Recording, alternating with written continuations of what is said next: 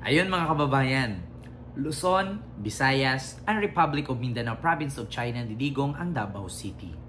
So ngayon mga kababayan, meron akong i-share sa inyo isang panibagong vlog na naman, isang panibagong topic na naman, na kung saan Sara Duterte tatanggalan na ng lisensya bilang abogado. Totoo ba ito? Mga kababayan, meron akong video na i-play po sa inyo, no? Ipapapanood ko sa inyo at papakinggan nyo ang video. Tapos pagkatapos ng video, re-reaction na natin. No?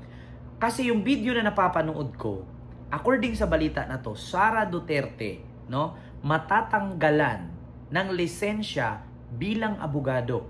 Bakit kaya? Panoorin nyo yung video, reaction na natin. Eto na. Oo, eto na. Umpisa na. Bam, bam, bam.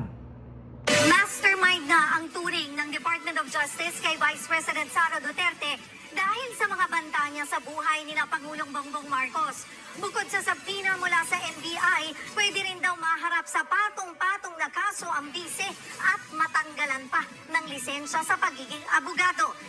Naku po, mga kababayan, naku, eto na nga.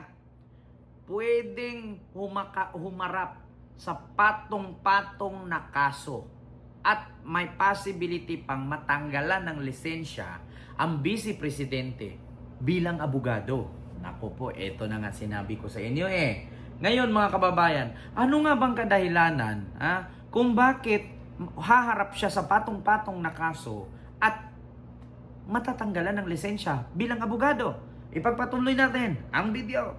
Babalik si Ria Fernandez. Pag pinatay ako, patayin mo si BBM? Self-confessed mastermind. Yan ang turing ng Department of Justice kay Vice President Sara Duterte. Ito ay matapos niyang isapubliko ang pagkontrata niya raw sa isang hitman para patayin sina Pangulong Bongbong Marcos, First Lady Liza Araneta Marcos at pinsan ng Pangulong si House Speaker Martin Romualdez kapag pinatay siya. The premeditated plot to assassinate the president as declared by the self-confessed mastermind will now face legal consequences. Nako, ayan na nga, mga kababayan. So, actually kasi hindi ko naman sinabi na si Sara bobo. Hindi ko rin sinabi na si Sara tanga. Pero parang ganun na nga. Bakit? Actually, meron nga tayong kasabihan mga kababayan na when emotions are high, anong sunod? The intelligence is low. Are low ba or is low? Correct me if I'm wrong kung wrong grammar ako. When emotions are high, the intelligence are low or is low. Yeah? Bakit? Sa madaling salita, kapag ang emosyon mo or sobrang galit mo, hindi mo na alam kung ano yung sinasabi mo. Di ba? Alam mo sa totoo lang, naintindihan ko yung galit ni Sara. Pero hindi ko kinakampihan dito kung bakit galit siya. Kasi nga, kaya siya galit, either inggit siya kay BBM, or meron siyang gusto na hindi tinupad ni BBM, or else, nabuko lang ni BBM yung mga plano niya, na hindi niya napagpatuloy. Ganun lang naman yun eh. Bakit siya magagalit sa presidente? Hindi naman siya binantaan. Either meron siyang gusto na nabuko ni BBM, hindi niya napatuloy, or else meron siyang gustong hiningi kay BBM, hindi natupad ni BBM. Ganun lang naman eh. Kaya siya galit. So ngayon, sobrang galit niya, mas inuna pa niya yung kuda kaysa sa kanyang kapakanan. So ngayon, sabi niya, meron na akong nakausap na killer. Nag-hired na ako ng gunman. Na kapag ako pinatay, sabi ko, patayin niya si BBM, si Liza at si Martin. So ngayon, paano kung darating ang punto na si Sara Duterte nadulas, nabagok, namatay? So pag nabalitaan ngayon ng gunman, si Vice President Sara namatay na. Eh di ura-urada yung gunman pupunta ngayon sa Malacanang yun. Bang, bang, bang. Yung tatlo patay. Sa kadahilanan na nakausap na daw siya ni Sara na pag si Sara namatay, patayin si BBM, si Liza at si Romualdez. Ang kadahilanan lang naman pala ng pagkamatay ni Sara, nadulas na bagok.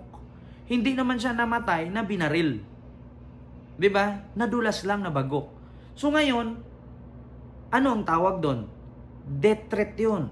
Banta sa gobyerno 'yun. Banta kay BBM, banta kay Lisa, banta kay Romualdez. Ang mali lang ni Sara doon, matalino si Sara. Hindi siya tanga, pero parang gano'n na nga. Instead na panalong-panalo siya at paniwalaan siya ng taong bayan na kawawa naman si Sara, inaapi ni BBM, ni Lisa at ni Martin Romualdez. Ending, nahuhulog tuloy ngayon na grabe naman pala si Sara. Ha? Wala naman sigurong banta sa kanya na ipapatay siya ni BBM. Paano kung biglang nadula siya dyan, namatay? Di si BBM ngayon may kasalanan. Di paano na yung killer na nakausap niya? Di balikan ngayon si BBM. Ang kadahilanan naman pagkamatay niya, nadulas lang Or di kaya nalaso, nakainom siya ng nakainom siya ng ginisang pusit. Nagluto yung asawa niya, ginisang pusit. Yun pala, may red tide. Namatay, nalason sa ginisang pusit. Tapos ngayon, yung gunman, papatay na si BBM. Bakit? Kasi namatay si Sara. Pero hindi alam nung gunman anong kadahilan ng pagkamatay. Yun pala, nalason lang sa pusit. Diba? Continue natin. Nakumpirma ng National Bureau of Investigation na tunay ang online video ng bise kung saan niya sinabi ang death threat. Pero hindi raw nila inaresto si VP Sara bilang courtesy. Gayunman, hahainan nila ng sabina ang bise bukas para magpaliwanag. We are giving her a chance, due process, to answer yung ibinibintang sa kanya. No, this is by way of subpoena, and we will ask her to appear before our office within 5 days from today. Appear siya sa amin, sagutin niya yung aming mga tanong para mabigyan ng pagkakataon. Ayon pa sa DOJ, gagamitin din nila ang buong puwersa ng pamahalaan para matuntun ng sinasabing hitman na pumayag sa utos ng bise. Marami rin posibleng kaharaping kaso si VP Sara, gaya ng grave threat at sedition. Pwede rin daw siyang madisbar dahil Yan na nga sinasabi ko Actually, sa totoo lang, naintindihan ko yung sinasabing when emotions are high, the intelligence is bobo. Bakit? Yun na yun Panalong-palong-palo ka na Ang problema lang kasi, inunahan mong salitaan. Diba? Actually, kahit ako hindi ako makasara. Noon makasara ako, ngayon hindi. Naintindihan ko siya. Bakit? Iniipit siya Ginigit-git siya. Pero never niyo naman pong narinig na si BBM ang gumigit-git at umiipit sa kanya. Bakit? Minsan ba may narinig kayong kay BBM ng mga masasakit na salita laban kay Sara at sa mga Duterte? Wala. Ang problema lang, lahat naman tayong tao may karapatang umutot. Lahat tayong tao may karapatang huminga. Lahat tayong tao may karapatang umiyak kasi meron tayong mga emosyon. Ang problema lang doon, when emotions are high, the intelligence is low. So madaling salita, sa sobrang galit niya, hindi niya napigilan. Putang ina mo sa Marcos, Bongbong Marcos, Martin Romualdez.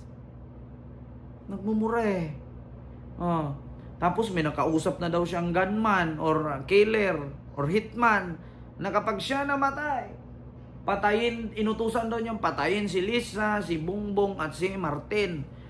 Yun nga, ulitin ko, paano nga kung bigla siyang namatay, nadulas, nabagok? Di ngayon, ang kadahilan ng pagkamatay niya, nadulas, nabagok, tapos si BBM, si Lisa, papatayin ng gunman. Bakit? Namatay si Sara Diba? Hindi naman natin pwedeng sabihin, paano ba naman yan, Ken? Hindi man bobo yung gunman. Yun ang utos niya, wala din namang sinabi si Sara. Bakit? Nilagyan ba niya ng label? Inayos ba niya ang sinabi na, kapag ako namatay dahil binaril, so, ang gunman, papatayin automatic si Bongbong, si Lisa at si Martin. Ang sabi lang naman niya, kung ako mamatay, di ang gunman, automatic patayin niya si Lisa, si Bongbong at si Martin. Hindi naman sinabi ni Sara dyan, di man niya ini-specific na mamatay siya dahil binaril siya. Paano nga kung nakainom siya ng sabaw ng ginisang pusit? Nalason siya kasi yun pala may red tide. Di, automatic patay si BBM yan. Ito, continue natin. sa death threat, nagpakilala siyang abogado ng kanyang chief of staff na si Zulaika Lopez. Hindi kasi pwedeng mag-abogado ang isang vice president, lalo pat dawit din siya sa issue. Yun pa mga kababayan. hindi pala po pwedeng mag-abogado ang Vice President, lalong-lalo na't sangkot ang Vice President dun sa issue. So, paano nangyari na naging abogado siya? Ito din, isa din to sa ano ng isip ko eh. Yung tatay niya, binira-bira, ni utot ni Sara, wala tayong narinig. Oh, idemanda mo yan pa, ako abogado mo. Yung asawa at kapatid niya na dawit, no, sa 11 billion drug smuggling. Wala tayong narinig na ako mag-abogado sa asawa at sa kapatid ko. Wala tayong narinig. Pero bakit kay Zulaika, nag-abogado siya bigla na kung saan, tinanong lang naman si Zulaika kung saan napunta ang milyon-milyong pera ng confidential fund. So bakit? Si Sara na mag-abogado para kung magkamali si Zulaika, si Sara ang sasalo sa kasalanan nila, ang dalawa? Actually, hindi lang sila dalawa, marami sila. Office of the Vice President yan. So ngayon mga kababayan, klarong-klaro, yun po yung ating vlog, no, na kung saan matatanggalan ng lisensya si Sara Duterte bilang abogado. So, yun na nga, sinabi ko sa inyo, when emotions are high, the intelligence is low. So yun lang po mga kababayan, huwag kalimutan mag-like, mag-share, at mag-subscribe. At i-follow ako sa aking Facebook page, TikTok account, and YouTube channel. And see you next vlog. God first. Thank you.